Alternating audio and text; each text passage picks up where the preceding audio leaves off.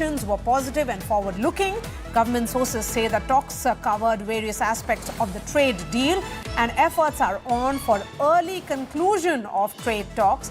And the US team was led by Assistant Trade Representative Mr. Brendan Lynch, who is seen as the chief negotiator. Karishma Sudani joins us live. Karishma, when we say that talks are going in a positive direction, what does it actually mean? And where do we go from here onwards? What happens next after Mr. Lynch goes back to Washington? Marya, when we're talking about trade talks being positive, as what the Commerce Ministry has said in a release today, it is evident of the fact that the deadlock of July now breaks, which means that it is well expected that the next round of negotiation, which is going to be the 6th round of negotiation, that is going to very soon, in fact, happen between India and United States of America. And if you notice very clearly, the press statement also mentions of the fact that they're looking to soon lock the bilateral trade agreement. Let's get back to understanding. We were looking to seal the deal by fall end, and if we count, it's just going to be from weeks now. So we should still be hopeful of the fact that if the negotiations resume soon, maybe in few days or weeks, then we could actually have a deal probably within a month or two if everything is mutually agreed. Of course, our sticking points remain. India is careful and cautious of the fact that it does not want to do away with its sensitive sectors, and majorly, importantly, on the punitive tariffs that have come on us because of our dependence on Russian oil. These are the two major sticking points of contention of discussion, which the next round of negotiation will look into. Karishma, when we say next round of negotiations, when is that likely? And who will be participating in that? Because the indication from the government is that perhaps the Commerce Minister could travel to Washington for that next round with the Treasury Secretary. Marya, while sources have given an air of optimism on the fact that the next round of negotiation could happen very soon, there is no certain date that has yet been given. I think this is also procedural of the fact that after today's meeting, it's the officials in Washington who will also be debriefed tomorrow on what has happened, and the Commerce Department will also be debriefed by the chief negotiator tomorrow. And maybe in about this week, we should learn of more information on when the next negotiation meeting will happen. But owing to the fact that we have escalated this, if we see in the last 12 to 15 days, there has been a lot of escalation in terms of trade conversations or subject related to trade between India and between Delhi and Washington, with Donald Trump, President Donald Trump emphasizing on the fact that he shares a stronger bond with India, and also Prime Minister Narendra Modi giving an optimistic reply to that. That's right. Now, Washington's White House trade advisor also saying that India is back on the talking table. I think there is some escalation definitely going on behind the doors when it comes to the trade talks of both the countries. Okay, so the timeline that the two sides are looking at is possible that these talks should conclude by November. Appreciate your time here, Karishma. Joining me on the show tonight, Jayant Krishna, Shankar Iyer and Alexander Slater will be joining me in just a bit. Jayant Krishna, with US Assistant Secretary and someone who is seen as the chief negotiator in Delhi, do you see the positive and forward-looking tone from both the sides as a genuine pivot, or is it more of a diplomatic posture given the steep 50% US tariffs on Indian exports?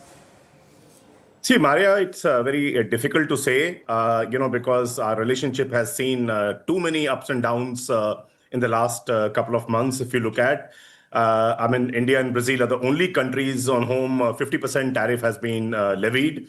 There's no other country, even China, which imports more crude oil from Russia than India. I think their levy is just about 30%, right? So I think, but today the discussions which happened, I think both sides said that these are not the round six for whatever reasons, but as a prelude to round six. I think both Brendan Lynch and Rajesh Agrawal, have issued positive statements after the meeting. I am hopeful, but one can't lose sight of the fact what different people have said in the past few months, including President Trump, including. We have been said that we are India is oil money a laundromat for Kremlin, all kinds of things. We are a failed economy. President Trump has said that he has lost India and Russia to the dark, deep China. All kinds of statements have been made. But I think let that be the past. And I'm an optimist. I believe that there is a lot of mutuality in the relationship. And last 25 years of solid investment by 3 Indian prime ministers and 4 American presidents, ironically, including President Trump in his first innings. Whatever has been made in the relationship, the investment has been made in the relationship to take it to a strategic level. I think, I hope that prevails. And the fact that US wants, an increased access to Indian markets. We are the most populous country in the world. We are one of the best possible alternate supply chain destinations for manufacturing after China. Our diaspora is so strong. And above all, I think India is the best country which will be able to address the extreme economic aggression that China has been saying. Yes. So I think at last some wise sense seems to be prevailing. And I'm hopeful and optimist that, in next couple of months' time, if not earlier, we will have, if not a full-blown FTA, which is anyway not being talked about, but at least a bilateral trade agreement. Okay, so not really an FTA, but a bilateral trade agreement is the sense that is coming in from Jayant Krishna. Shankar Iyer, how critical is the removal of the additional 25% tariff, which is linked to India's Russian oil imports, to any meaningful progress here? And what leverage does India realistically hold in this context? Well, it's the principal stumbling block, isn't it? The fact that a 25% penalty has been imposed on India for importing Russian crude, when the US itself imports uranium from Russia, the EU continues to import gas and oil from Russia. Japan and Indonesia have entered into new trade agreements for exploration and import of crude. So this is something that was done in the hope that, President Trump is looking for a geopolitical realignment or deal. And India is looking for a trade deal. And that gulf has to be understood. President Trump believes that by pushing India, he will get President Putin to the negotiating table on the Ukraine war. That's right. Now, these are imponderables that cannot be sort of sorted out. The fact remains that President Trump campaigned on being harsh on China, and China is nowhere. It's the largest importer of Russian crude, and there's no sign of any penal duty on them.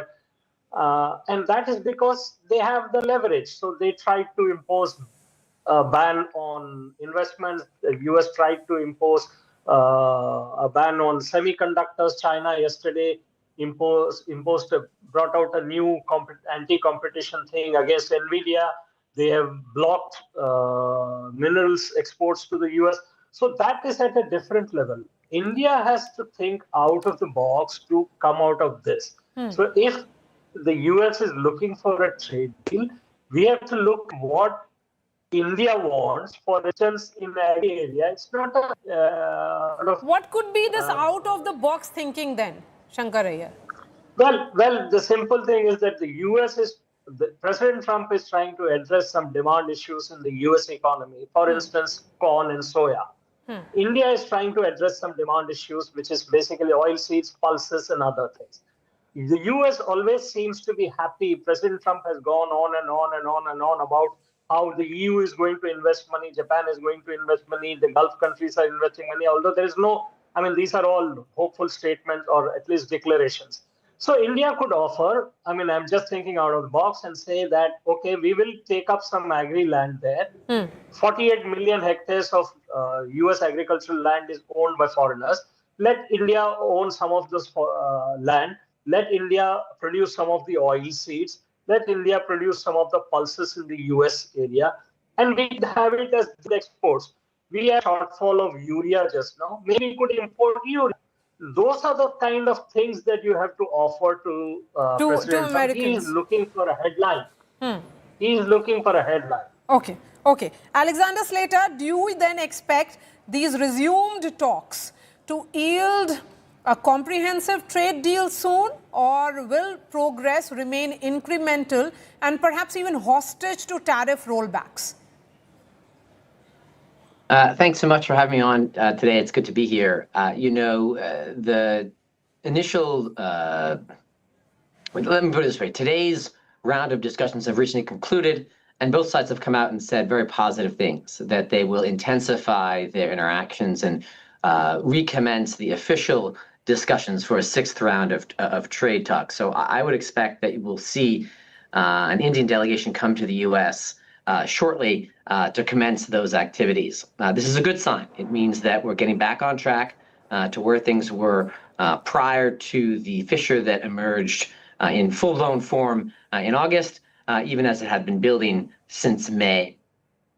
In terms of what we're likely to see out of that, I think it's going to be centered on the agreement that was made, let's say, the draft agreement that had reached President Trump's desk in July, and that ultimately he rejected.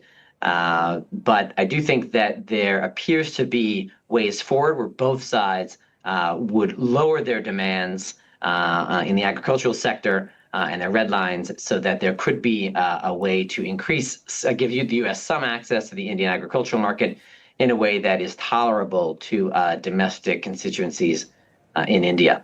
So again, I think we're close to an incremental deal. Again, this isn't a free trade agreement, as you said, but we're close. Okay, but Mr. Slater, do you get the sense that even the White House is now approaching these trade talks with some caution? You know, in the last few weeks, the manner in which there was almost like a statement a day on Truth Social by the president and his entire administration, very, very harsh words from Indian economy being dead to India, in fact, fueling the Russian war. There is now some kind of revisit which is happening in the White House with regards to this trade deal. I don't think that there's a revisit in the sense of negativity towards it. I think that both sides, India and the United States, are eager to move forward with the trade agreement. The idea that the United States would not want to proceed with an agreement that is going to reduce tariffs on U.S. exports to India significantly, which is what is in the draft agreement right now, the idea that the United States wouldn't want to proceed with that doesn't make sense to me. So I think the United States is very much in favor of moving forward with the draft agreement that the United States and India have put together, with some changes. Okay, my revisit was essentially on the manner in which there was this public display of acrimony playing out from the side of Washington towards India. Is there a rethink that is visible now in the Trump administration, that they have to understand that trade talks happen at the talking table? It cannot be about public display of anguish, the manner in which Donald Trump and his key leaders, advisors, Peter Navarro and others were doing. So I think there is a general agreement and understanding now in the White House that in order for trade talks to go forward with India, political space has to be there for India to engage. And that the impact of President Trump's negative statements that you have outlined were to shrink that space, that it basically made it impossible for Prime Minister Modi and India's trade negotiators to talk. Okay. Obviously, they've increased leverage here with the reciprocal tariffs and then the oil tariffs, pardon me. And so there's going to have to be some progress there too, because I do think at some point Prime Minister Modi is going to need to show some progress there in order for the trade talks to come to fruition. Okay. Jayant Krishna, given India's steadfast refusal to curb its Russian oil imports despite major penalties, how long can India really then sustain this stance without really derailing broader US trade relations? So, Marya, I have a feeling India buys so much of crude oil from Russia, not because of any love for that country. Of course, we have had historically good relationship with that country, and it started with the USSR, and then finally, those were subsumed when Russia came as a country. But the fact is, we buy from there because they buy, they sell us at almost 20% lower than the prevalent rates, So, let other countries come forward and give us those rates, Because by going to other countries at the normal rates and not the deep discounted rates at which Russia sells crude oil to India, why would India, increase its import bill? And that, if it's not gets compensated through other means, would directly hit our fiscal deficit, So I think India would not do it. But over a period of time, I think, one should not lay all eggs in one basket. Almost 40% of our crude oil we buy from one country. I think it will be a good, import diversification strategy to take it from a number of other countries, including countries like Brazil, perhaps US itself, although there are issues of freight and so on and so forth. But I think India should diversify. But just because there's a pressure from the US, I don't think we should succumb to that. And India has not succumbed to that. I think India should carry on. And that's one pressure. Other is about the usual allegation that India is a tariff king and so on and so forth. India has told US time and again, while some product categories surely have a high tariff because we have to protect the interests of our farmers, our dairy entrepreneurs, our fishery entrepreneurs, and so on and so forth. But the weighted average tariff for all imports from the US, looking at the basket that we had in the last year, is just about 4.6%. And almost half the products that we import from the US, that the tariff is 5% or lower than that. So I think we have to keep dispelling that notion and start looking at other sources also. Okay. Not that we will dump Russia altogether. Till the time we have equally oil available at an equally competitive price. All right, Jayant Krishna, Shankar Iyer and Alexander Slater, really appreciate your time. Thank you for joining us here on the NewsTrack. Now, I leave you with an exclusive conversation with Union Minister Hardeep Singh Puri as he shares some key insights on the evolving India-US trade deal.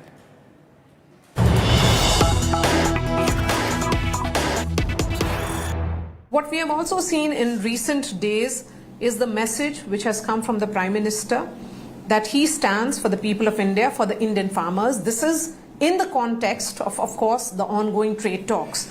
I'm speaking to you at a time, sir, when the key negotiator is here in India. How do you see the trade talks and in which direction is it going? I am a trade negotiator, I'm a diplomat.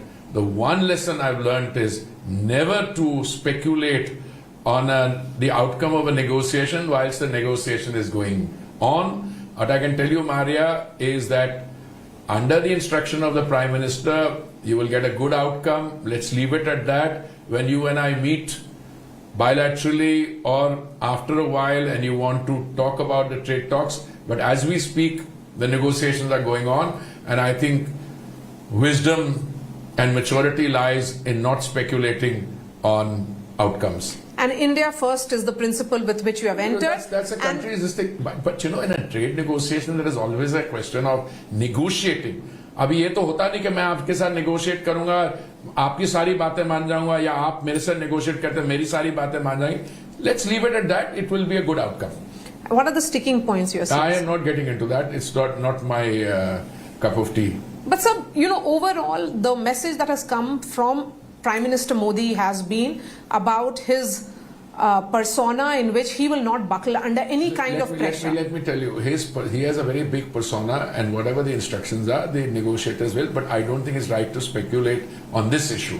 I'm willing to move from here to any other issue that you want.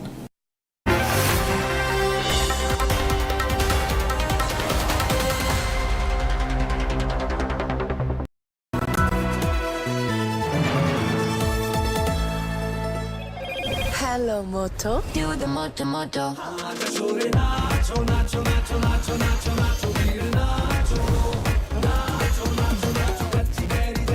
Motorola Edge 60 Pro, the true flagship killer. ये आपकी रक्षा के लिए और ये आपकी रक्षा के लिए अरे ये क्या है? ये आपकी रक्षा के लिए और ये घर की रक्षा के लिए। न जले न पिघले, घर घर को सेफ बनाएं। अपार Anushakti fire protect wire. Moto G96 5G. All eyes on you. Hi, here are the top headlines presented by Motorola.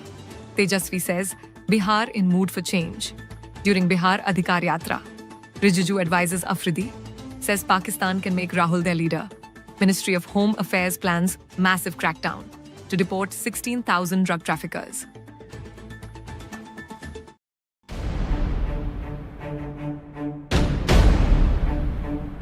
Corruption, nepotism, unemployment, migration are being used as the factors why Nepalese youth are angry. Now, I could well turn around and I will take you to different parts of this country where Indian youth are also restive, particularly when it comes to student paper leaks, when it comes to the manner in which a privileged elite with their networks, with their contacts, these are all problems that democracy has to wrestle with. Do not use the heavy hand of the state, the danda, to bring it down. Find ways to engage with them, to dialogue with them.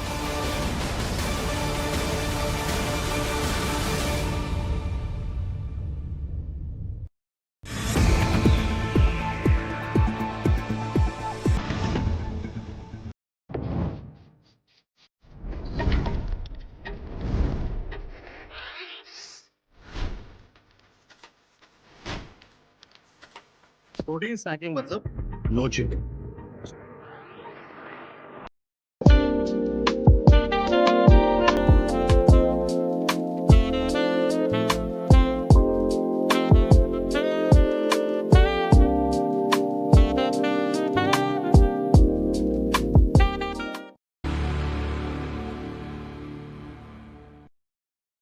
పడుతున్నాం చేసిన effort ని sustainability ఉండాలి. నిరంతరం ఇబ్బందులు లేకుండా కొనసాగించే పరిస్థితి. ఇప్పుడు ఇండస్ట్రీ కూడా కొంత ఇబ్బందుల్లో ఉంది. గవర్నమెంట్ ఆఫ్ ఇండియా కూడా లెటర్స్ రాశాం. అన్ని విధాల అక్వా కల్చర్ ని ఆదుకోవడానికి ప్రయత్నం చేస్తాం. దాన్ని ఏమి వ్యవస్థ అనేది తీసుకొస్తాం. మీరు కూడా చేయాల్సింది రెగ్యులేట్ చేయండి. Had he spoken about the finances of the state, had he spoken about something else which is concerning and bothering the people, I would have welcomed his statement. This is just statements are to confuse the people, you know, and create unnecessary, to cover up all those issues which people face day to day. They don't want that to be on the prime time, so they keep on giving these kind of statements. Siddaramaiah should talk like a statesman, not like a partisan leader, and he should not impose his ideology of hating Hinduism, of hating majority community, of finding faults with the majority community, etc., etc.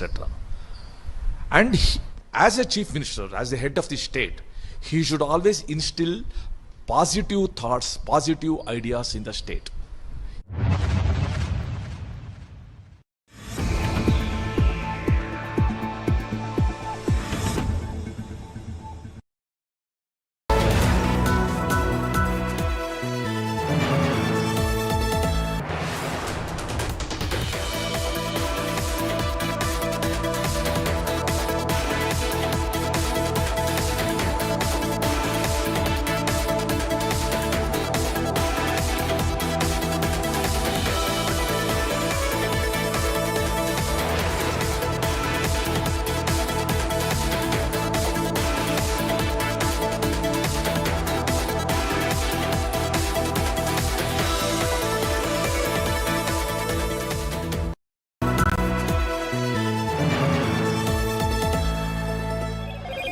Hello, Moto. Do the moto.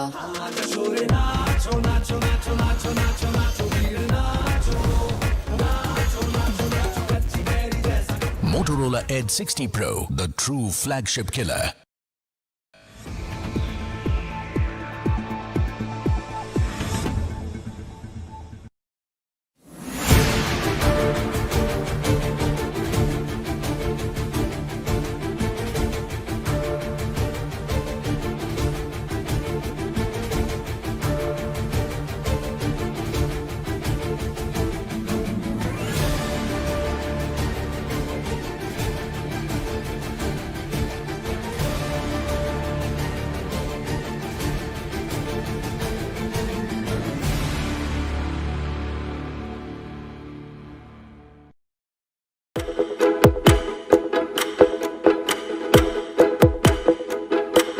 What do David Beckham, Elon Musk, Saurav Ganguly and Himesh Reshamya have in common?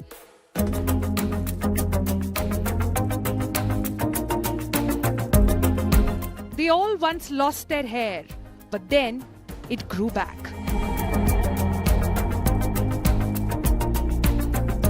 It wasn't magic, it was hard science. Most of them turned to hair transplants, a process that, if you have ever Googled, is painfully long and painfully expensive.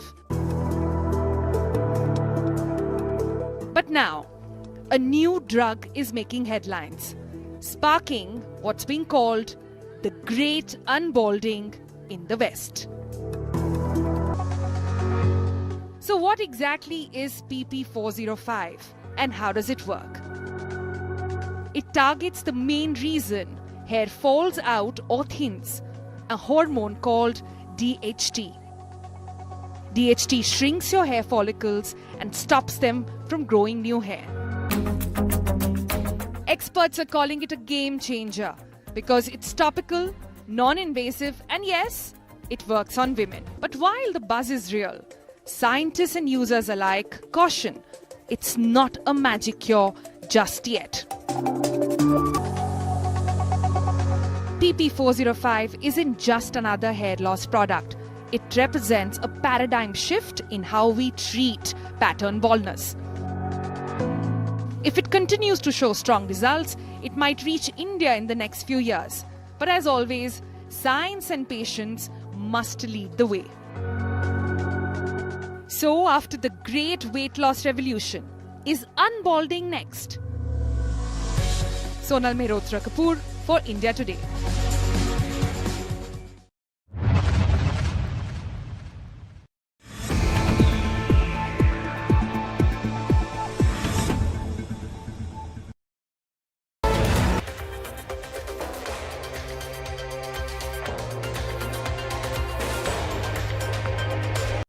And we have to, do things. Now, the nice part, it doesn't cost us anything anymore. You know that. Yeah. They are buying everything from us, unlike Biden, who gave away $350 billion. We actually make money, but I don't want to make money. You know what I want? I want that war to stop, because last week, 7,018 people got killed. Thank you. After pressurizing the European Union, then the G7, now NATO member states, and alleging India of fueling the Russian war machine by purchasing oil from Moscow and an additional 25% tariff that was imposed thereof, both the US and India are now back on the negotiating table. India and the US resumed trade talks after a delegation led by US Trade Representative for South and Central Asia, Brendan Lynch, reached New Delhi for a day-long meet. Discussions on the challenges faced by Indian businesses due to additional tariffs was also on the agenda. This is the first time or the first meeting since Trump administration imposed the additional 25% tariffs on India, accusing it of being indifferent to the killings of Ukrainians and buying Russian oil and energy. Earlier, the trade delegation was expected to visit India between the